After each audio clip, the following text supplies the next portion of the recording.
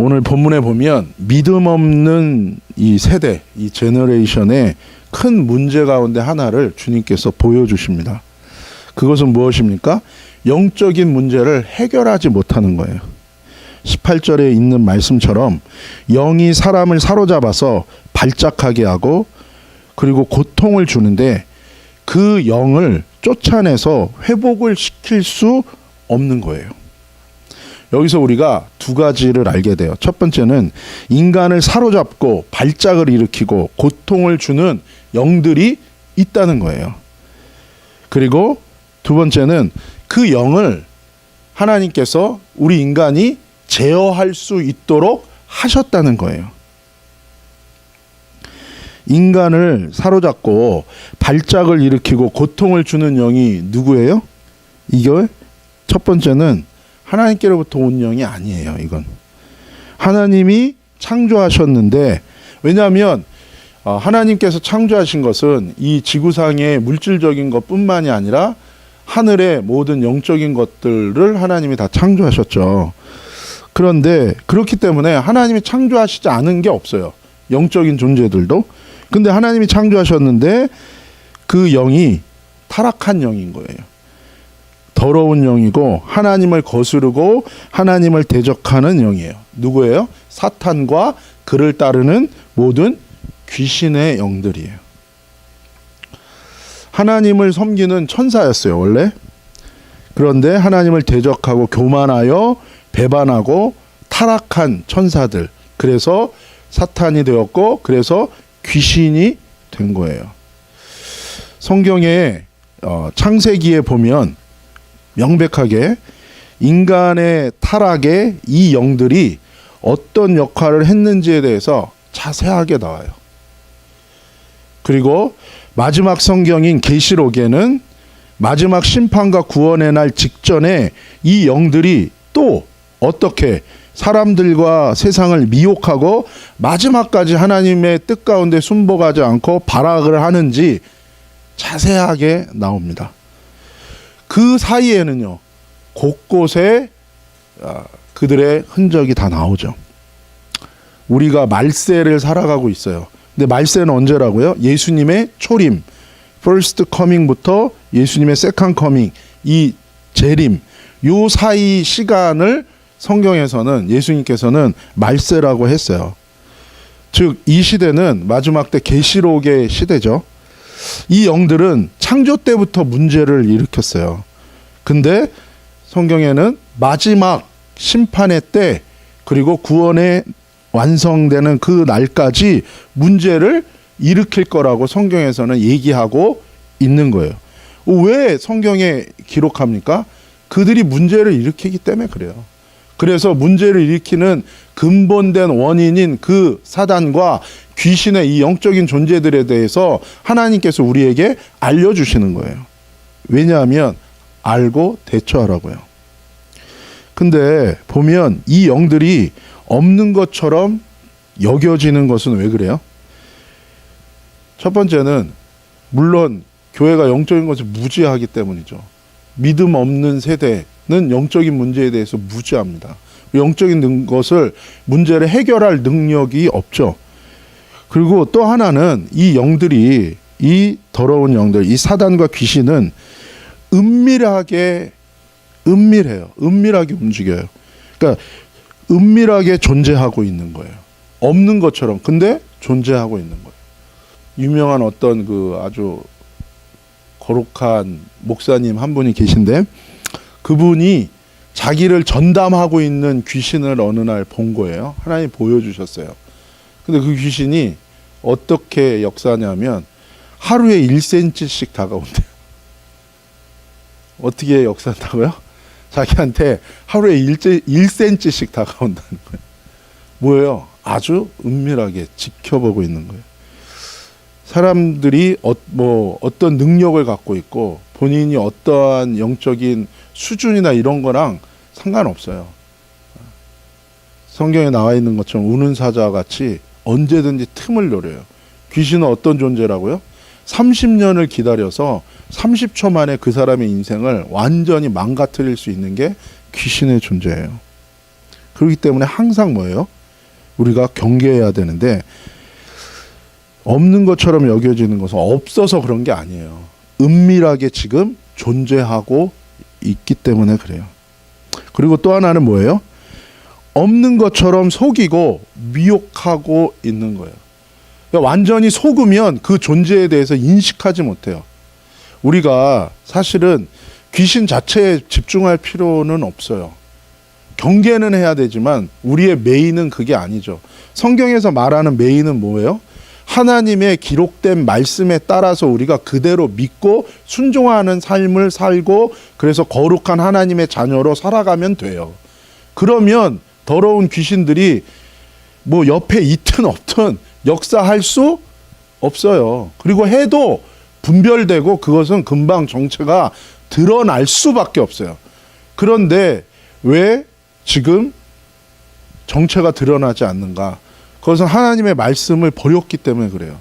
하나님을 믿는다고 하지만 하나님 말씀을 믿지 않아요. 하나님을 믿지 않는, 말씀을 믿지 않는 증거가 뭐예요? 지적인 동의는 하지만 그 말씀대로 선택하고 살지는 않아요. 지금은 100년, 150년 전부터 독일에서 신학자들이 이 믿음과 믿는 것과 그 믿는 대로 하나님 말씀을 믿는 것과 하나님의 말씀대로 순종하는 이것을 분리시켰어요. 성경은 이걸 분리하지 않습니다. 예수님 뭐라 그랬어요? 좋은 나무는 어떻게 안다고요? 딱 보면 안다고 얘기하지 않았어요. 영적으로 분별하면 그렇게 얘기 안 해요. 열매를 보아 안다고요. 좋은 나무는 열매를 보아 안다고요. 이게 마지막 때의 모든 인간을 향한 하나님의 심판의 기준이에요. 무슨 기준입니까? 나 예수님 믿었습니다. 그래? 그러면 마지막에 주님이 뭘 본다는 거예요? 열매를 본다는 거예요. 너가 믿기 때문에 그럼 너의 삶에 믿은 열매가 뭐냐는 거예요. 그것은 하나님의 말씀대로 순종하며 살았던 삶의 기록인 거예요. 그래서 계시록에 보면 뭐예요? 행위록이 나와 있는 거예요. 그런데 이 오렌지 카운티에서 제일 큰 교회 중에 한 교회 목사님이 뭐라고 설교하는 거예요? 그것은 계시록에 나오는 그 행위록은 상급을 심판하는 거지 그것에 따라서 우리의 구원이 결정되는 건 아니라는 거예요. 성경에서는 명백하게 얘기해요. 너희의 무엇을 따라 심판한다고요? 행위를 따라. 왜요? 그 행위는 믿음과 분리된 행위가 아닌 거예요. 믿음을 따라 심판을, 믿지 않는 자는 심판당해요. 근데 믿지 않는 것과 그 말씀대로 순종하지 않는 것과는 성경은 똑같이 보는 거예요. 무슨 행위 구원이다 그런 게 아니에요. 그래서 야고보서에도 뭐예요? 행함이 없는 믿음은 죽은 믿음이라고요. 근데 부담스러우니까 이거를 자꾸 분리시키려고 그래요. 그 짓을 누가 제일 먼저 했어요? 독일 신학자들이요. 청교도의 핵심이 뭡니까? 하나님 말씀을 최고로 여기고 그 말씀대로 믿고 그 말씀대로 사는 거예요. 그게 마태복음 28장에 예수님이 마지막으로 제자들에게 부탁한 내용하고 똑같아요. 가라 그랬어요. 가기만 하면 되는 게 아니죠. 가는 게 중요하죠. 중요한데 왜 고해요? 내용이 뭐예요? 가서 내가 너희에게 명령한 모든 내 말을 그대로 가리키라고요. 더하거나 빼지 말고. 그리고 그대로 배워서 그러면 끝인가요? 그게 제자 공동체인가요? 아니죠. 그대로 지켜서 살라고요. 그게 믿는 거라는 거죠. 그래서 이것은 다 그냥 당연한 얘기인 거예요. 그런데 이것을 분리시켰어요. 왜 그래요? 청교도들은 왜 거룩한 청교도 시대 때 목사님들 거룩하고 청교도 시대 때 성도들 다 진짜 말 그대로 성도 성자입니다. 왜 그래요? 하나님께서 출애굽기에 언약을 주셔요. 이스라엘 백성하고 나는 너의 하나님이 되고 너희는 내 백성이 될 것이다. 그러면서 뭐예요? 내가 거룩하니 너희도 거룩하라. 쉐마 이스라엘아 들어라. 무엇을요? 내 말을 듣고 너희는 그 말에 순종하라는 거예요. 그 말을 믿고 그 말대로 순종하라는 거예요. 그럼 내가 너희에게 은혜를 줄 거라는 거예요. 그래서 그 말씀 그대로 믿고 그 말씀대로 순종하며 사는 자들에게 하나님 은혜 주시는 거예요. 그래서 청교도들은 거룩했던 거예요. 뭐 율법주의자가 근데 그것을 거듭나지 않고 아직 회개에 이르지 않은 거예요. 그러니까는 그 사람들이 그것을 정죄했어요. 그래서 만든 말이 뭐예요? 단어가 리걸리즘이라는 걸 만들었어요. 율법주의라는 걸 만들었어요. 그건 율법주의가 아니에요. 예. 근데 왜 그렇게 몰아붙였습니까? 자기들이 하나님의 말씀대로 하나님을 믿는다고 하면서 믿는 대로 살고 싶지는 않은 거예요. 세상을 구하면서 하나님도 믿고 믿음에 대한 지적인 동의와 입술의 고백만으로 하나님을 믿는 것을 대체하고 구원받을 수 있다는 것을 합리화하는 신학을 만든 거예요. 그렇게 살고 싶진 않아. 사도 바울은 좋아해. 근데 뭐예요? 사도 바울처럼 살고 싶지는 않은 거예요. 그래도 구원이 가능한 것을 합리화시킨 신학을 만들다 보니까 믿는 것과 믿기 때문에 사는 것을 분리시킨 거예요. 그래서 믿으면 구원은 구원은 믿음으로 받는데요. 근데 예수님이 끊임없이 복음서에서 얘기하는 건 뭐예요? 그 믿음의 내용, 열매를 볼 거라는 얘기를 계속해서 하는 거예요. 심지어는 회개도 뭐예요? 회개의 열매를 맺으라고요. 입술을 잘못했습니다. 그거는 회개가 아니에요. 회개에 대한 열매가 뭡니까? 그래서 이제 그 죄에서 돌이키라고요. 은혜 주시면 회개한다고. 왜 믿는 건 노력하면서? 여러분 다 똑같은 거예요. 그래서 미혹되고 하나님의 말씀대로 믿고 순종하는 것, 그 순도가 떨어질수록 악한 영들이 분별이 안 되는 거예요. 그리고 이 더러운 귀신들과 사단은 항상 무엇을 통해서 합법적으로 역사합니까? 죄를 통해서 역사해요. 그렇기 때문에 하나님의 교회된 저와 여러분이 하나님의 말씀대로 믿고 순종하지 않는다면 우리의 삶 가운데 어둠의 세력들이 와서 활개칠 수 있는 영역들을 열어놓는 거예요. 교회라는 타이틀만 갖다 붙였다고 해서 거룩하지 않아요. 그게 아니라 하나님의 나라가 임하는 곳에 귀신이 역사 못해요. 하나님의 나라가 뭐예요? 하나님의 통치가 이루어지는 거예요. 하나님의 통치가 이루어지는 게 뭐예요? 하나님의 말씀을 믿고 그 말씀대로 순종하는 자들 가운데에 하나님의 통치가 임하는 거고 거기에 성령이 역사하는 거예요. 그렇기 때문에 하나님의 말씀대로 순종하지 않으면서 성령의 역사와 능력을 구하면 위험한 거예요. 그러다 보면 성령으로 시작했다 육체로 끝날 수도 있지만 다른 영이 미혹될 수도 있기 때문에 그런 거예요. 예수님께서 우리가 계속해서 이 마가복음 8장 9장을 보면서 이 말세 때의 이 제너레이션의 특징에 대해서 예수님이 규정짓는 말씀 단어로 설명을 하셨죠. 첫 번째는 뭐였습니까? 음란하고 죄 많은 세대라 그랬죠. 8장에. 음란하다는 게 뭐예요? 하나님과 분리된 거예요. 하나님 구하는 것, 하나님을 대체하는 자기를 위하여 하나님을 대체하는 다른 우상들을 만드는 것. 그게 영적 음란이고 그것은 반드시 육적인 음란으로 연결되고 그러다 보니까 뭐예요? 당연히 맺는 열매가 거룩의 열매가 아니라 성령의 열매가 아니라 죄가 많은 세대가 된다고. 그래서 예수님이 뭐예요? 이 세대는 음란하고 죄 많은 세대다 라고 말씀하셨고 두 번째 9장에서 오늘 우리가 읽은 것처럼 여기서 19절에서 말하는 건 뭡니까? 이 세대는 믿음이 없는 세대라고요. 믿음이 없는 세대. 믿지 않는 세대예요. 믿음이 없는 세대. 그래서 다음 성경 구절을 우리가 한번 같이 읽어보겠습니다. 함께 읽겠습니다. 시작. 더러운 귀신이 사람에게서 나갔을 때에 물 없는 곳으로 다니며 쉬기를 구하되 쉴 곳을 얻지 못하고 이에 이르되 내가 나온 내 집으로 돌아가리라 하고 와보니 그 집이 비고 청소되고 수리되었거늘 이에 가서 저보다 더 악한 귀신 7을 데리고 들어가서 거하니 그 사람의 나중 형편이 전보다 더욱 심하게 되느니라. 이 악한 세대가 또한 이렇게 되리라. 아멘. 예수님은 또 한 가지 이 세대를 규정하는 말씀을 하셨는데 어떤 세대라고 얘기합니까? 여기 보면 45절에 어떤 세대라고요? 악한 세대라고요. 악한 세대. 근데 이 본문에 보면 이 악한 세대의 특징이 나와요. 45절에 그 사람들의 인생이 그 사람들의 삶의 형편이 영적인 상황이 이전보다 더 악화되었다라는 거예요. 그 이유가 뭡니까? 더 악한 귀신 7이 들어가서 그 사람을 완전히 사로잡았기 때문이라는 거예요. 정리하면 뭐예요?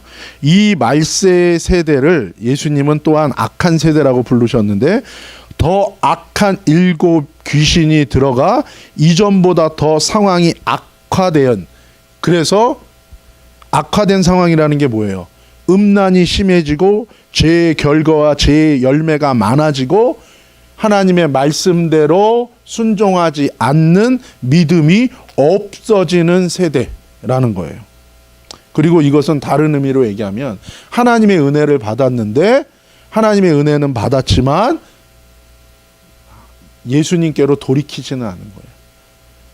하나님의 은혜를 받았지만 하나님께로 돌이키지는 않은 거예요. 여전히 뭐예요? 자기가 자기 인생의 주인 되어서 살다 보니까 자기의 욕심과 자기의 욕구를 충실하게 그것을 목적으로 사는 삶을 버리질 않으니까 어떻게 됩니까? 죄에 넘어질 수밖에 없는 거예요. 그렇게 되면 어떻게 돼요? 상황에 끌려갈 수밖에 없는 거예요. 여러분, 진짜 거듭난 사람은 연약할 수는 있지만 자기도 모르는 생명이 있어요. 그것은 죄에 대해서 싸우고자 하는, 죄에 대해서 분리되는 생명이고요. 그것은 하나님의 뜻에 순종하는 생명이고요. 상황 속에서 힘들고 어려워도 원망과 불평하지 않는 생명이에요. 그 상황 속에서 자꾸 원망과 불평이 나온다는 것 자체가 아직 멀은 거예요. 멀은 거. 판단하고 정죄하는 게 아니라 그것을 통해서 내가 하나님 앞에 회개할, 무엇을 회개해야 되는지 그 근거를 찾으면 돼요. 그래서 본문에 보면 귀신이 나갔는데 청소되고 수리됐지만 주인이 없고 비어 있다는 거예요. 이게 지금 현대 교회의 많은 모습을 그대로 보여주는 거예요. 하나님의 은혜를 받았는데 회개하지는 않는 거예요. 뭐 영적인 체험도 했지만 그렇지만 회개하지는 않는 거예요. 여전히 자기가 자기 인생의 주인으로 사는 거고, 여전히 버리지 않고 자기를 위하여 사는 거예요. 그럴 때 그 상태가 어떤 상태예요? 청소됐는데 깨끗해요. 근데 주인이 없는 거예요. 아, 내가 주인입니다. 아니에요.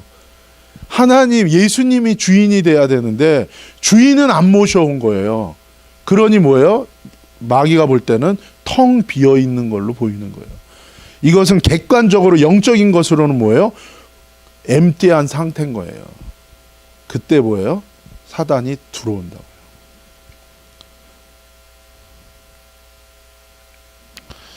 주님께서 그것을 얘기하고 있는 거예요. 내가 어디에 속했는가에 대한 문제가 무엇을 믿는가의 문제와 똑같이 중요한 거예요. 믿는데 예수님을 믿는데 예수님께 속하지는 않은 거예요. 왜요? 회개는 안 하는 거예요. 내 인생의 주도권을 여전히 내가 쥐고 하나님 앞에 완전히 순종하고 복종하는 삶으로는 나아가지 않는 거예요. 그럴 때 결국에 어떻게 됩니까? 이전보다 더 상황이 악해지는 거예요. 그럴 때 귀신이 다시 들어오고 그 사람의 인생을 더 악하게 망가뜨리고 그 사람으로 더 악한 인생으로 타락시키는 일들이 이 세대 가운데 일어나게 될 거라는 거예요. 그런 일들이 일어나게 될 거라는 거예요. 실제로 얼마나 이런 일들이 많은지 몰라요. 은혜 받고 교회 다녔지만 지금은 완전히 떠나서 더 강팍해진 사람들이 얼마나 많은지 몰라요. 물론 거기에는 여러 종류의 경우가 있습니다.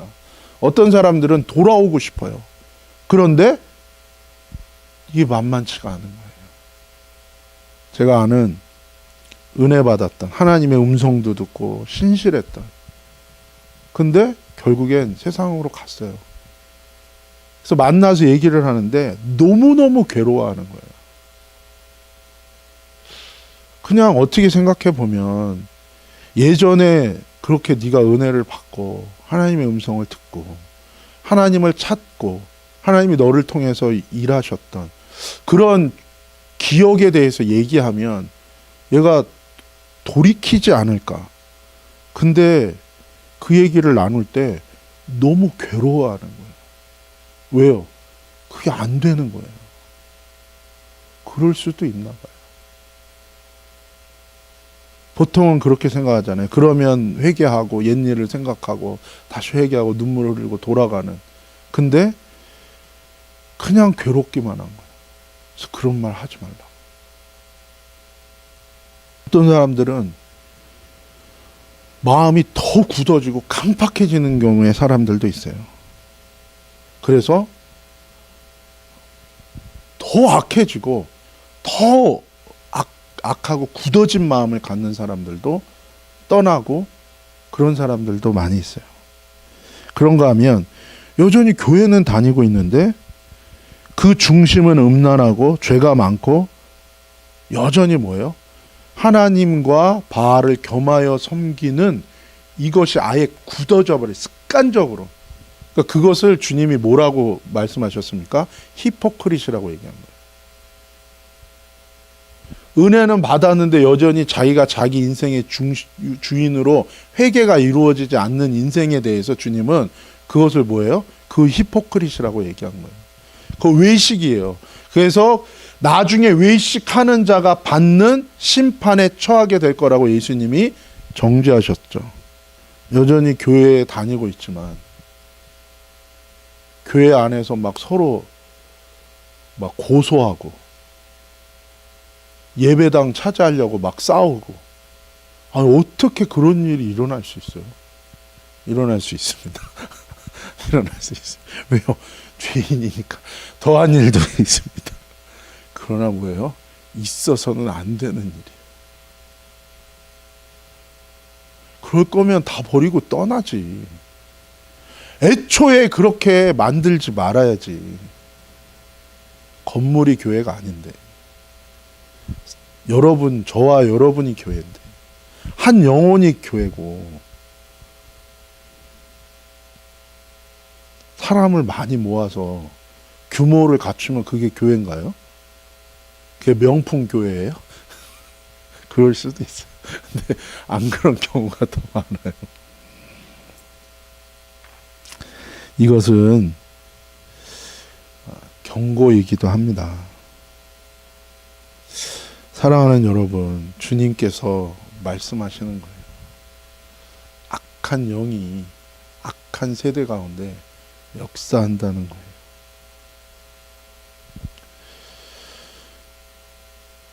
그래서 은혜가 없는 게 아니라 하나님이 은혜를 많이 주셨는데 지금은 온전한 회개에 이르지 못하고 하나님의 말씀 가운데 계속 순종하는 삶을 살지 못함으로 말미암아 이전보다 더 악해지는, 강팍해지는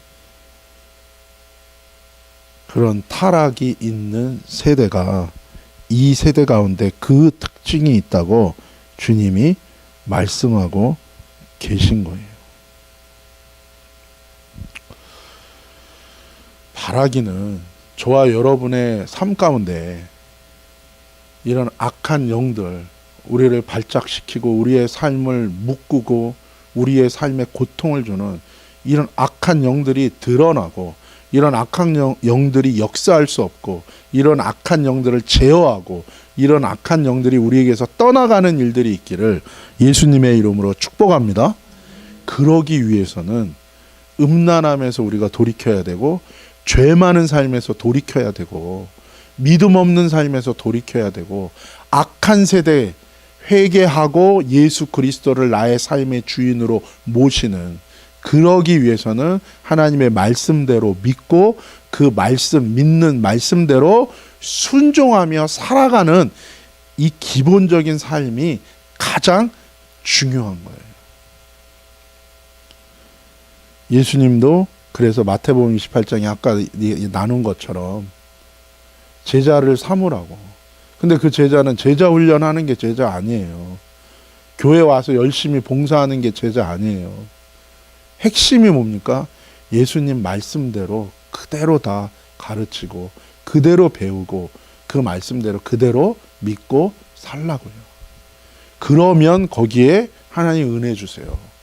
그래서 회개케 하시고 정말 나는 이 말씀대로 살 수 없는 죄인이라는 걸 깨닫게도 하시고, 그리고 우리를 변화시키셔서 그 말씀이 이루어지는 은혜 가운데로 우리를 인도해 가시는 거예요. 그리고 예수 그리스도가 내 인생의 주인이 되는 놀라운 은혜를 우리에게 허락해 주시는 거예요. 그런데 현대교회는 아예 당연히 못 지켜. 하나님 말씀. 하나님 말씀은 못 지켜. 다 죄인이야. 너 죄인 아니야? 못 지켜. 그러면서 마치 하나님 말씀대로 믿고 순종하지 않는 것이 당연한 것으로 얘기하고, 그냥 지적인 동의로 내가 구원은 받았고 나머지는 그냥 뭐 성화라는 이름으로 해도 되고 안 해도 되고, 실제로는 안 하죠. 할 리가 없죠. 모든 것이 걸린 게 아닌데 왜 하겠어요. 당장 눈앞에 보이는 것들을 추구하면서 우리가 속고 사는 거예요. 그러다 보면 악한 더러운 귀신들이 마음껏 내 인생에 와서 활개치고 가도 그것에 대해서 분별하지를 못하게 되는 거예요. 단순히 기도만 해서 영적인 능력을 받아서 씩하고 그런 분별은 믿지 마세요. 그런 사람들 중에 많이 타락합니다. 왜냐하면 사람이 아무리 많은 능력을 받아도 인간이기 때문에, 하나님이 원래 정한 건 그런 게 아니에요. 능력으로 해결되지 않아요. 능력은 그냥 하나님께 속한 거고 하나님이 하시는 건데 능력으로 해결되는 게 아니라, 왜냐하면 남은 쫓고 남은 구원하고 내가 버림받을 수 있다고 성경은 얘기하는 거거든요. 그게 뭐냐면 우선순위는 그게 아닌 거예요.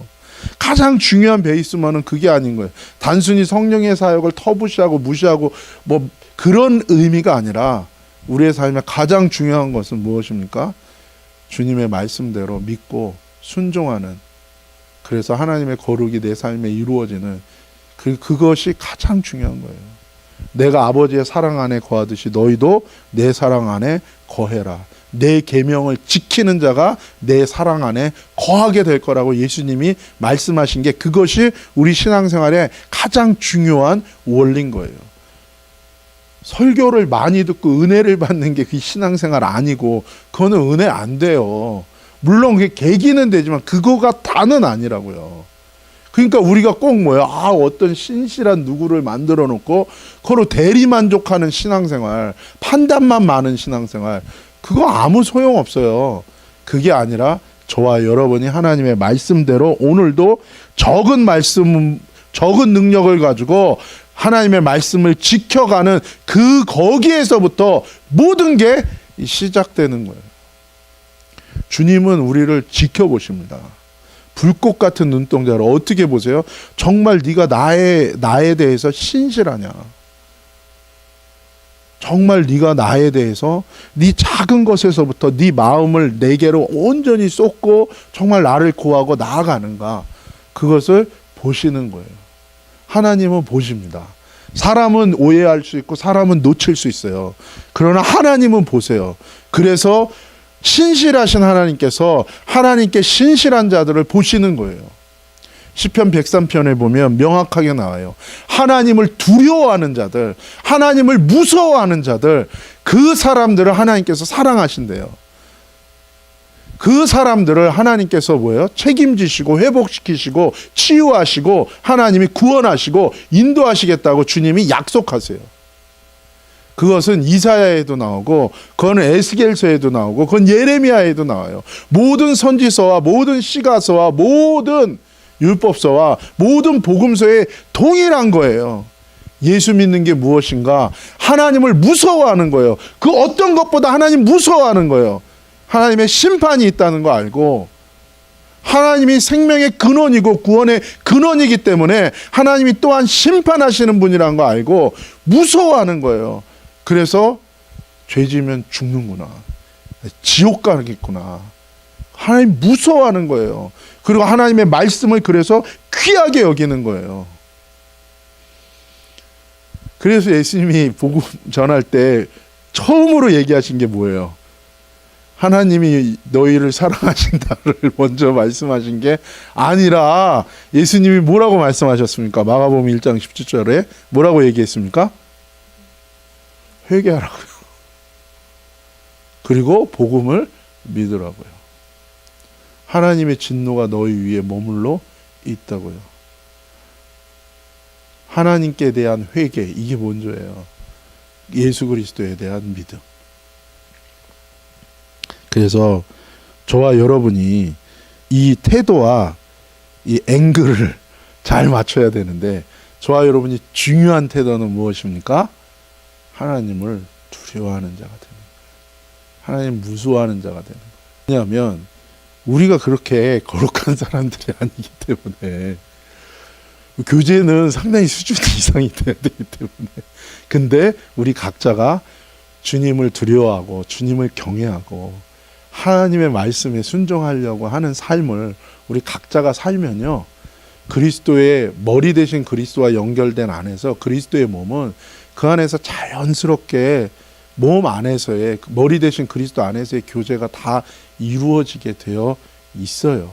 사실은 그게 여러분 가장 유익하고 그게 중요한 거예요. 근데 이제 우리가 죄인이니까 그 육체의 필요가 있으니까 이제 그러는데, 그러는 만큼 순도는 떨어져요. 되게 돌아가요. 그래서 여러분, 저와 여러분이 그렇게 하나님 두려워하고 하나님의 말씀에 집중하고 가면 정말로 이 세대 가운데 많은 변화가 있고 많은 어려운 일들이 있어도 절대로 발을 잃어버리지 않을 거예요. 지난 주일에 우리 집사님, 어떤 성도분이 오셨는데, 그분이 하나님 말씀대로 믿고 하나님 말씀대로 순종하고 하나님 말씀대로 신앙생활하는 것에 대한 갈급함이 있으신 거예요. 저는 되게 감사했어요. 정말로 감사했어요. 그러니까 그게 맞아요, 여러분. 그게 맞아요. 그렇게 저와 여러분이 주님의 길로 이번 한 주간 그렇게 하나님을 두려워하고, 그리고 하나님의 그 사랑 안에 거하는, 그래서 악한 영이 마음껏 활개치고 내 인생 가운데 속이는 그런 삶이 아니라 성령의 인도함 가운데서 주의 진리의 말씀 가운데서 저와 여러분의 삶에 무너진 삶들이 하나하나 회복되어지는 그런 승리하고 축복의 삶이 되시기를 예수님의 이름으로 축복합니다.